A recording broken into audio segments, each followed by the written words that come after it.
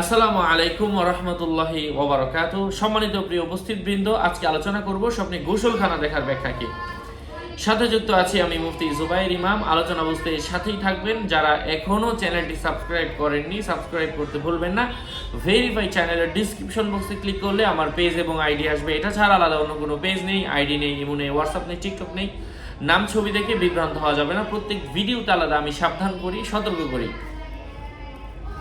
গোসলখানা দেখার ব্যাখ্যা কখনো কখনো মহিলার মাধ্যমে করা হয়ে থাকে, কখনো কখনো জাহান্নামীদের আবাসস্থল অর্থ হয়, কখনো মন্দ ব্যক্তিদের বা ঝগড়াকারীদের আবাসস্থল অর্থ হয়ে থাকে, কখনো কখনো সমুদ্র রোগ ব্যাধি অর্থ হয়, কখনো জাহান্নামের মর্মও বহন করে। সুতরাং স্বপ্নে নিজেকে গোসলখানায় দেখা কিংবা অন্য কেউ তাকে গোসলখানায় মৃত অবস্থায় দেখলে বুঝতে হবে সে জাহান্নামের মধ্যে বা জাহান্নামের পথের মধ্যে রয়েছে।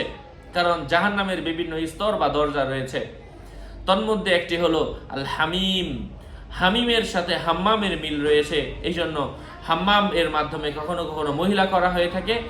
গোসলখানার ব্যাখ্যা কখনো কখনো নারী করা হয়ে থাকে, কখনো কখনো জাহান্নাম করা হয়ে থাকে।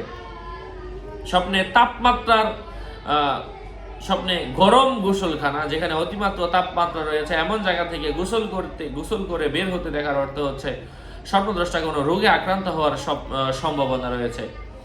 স্বপ্নে কোনো মানুষ যদি গোসলখানায় নিজেকে উলঙ্গ দেখে, এর অর্থ হচ্ছে স্ত্রী সংক্রান্ত কোনো বিষয় তার সাথে ঘটবে। স্ত্রীর কারণে তার পরিবারের সাথে অথবা তার নিজের আত্মীয় স্বজনের সাথে ঝগড়া বিবাদ হওয়ার সম্ভাবনা রয়েছে, শুধুমাত্র তার এই স্ত্রীর কারণে।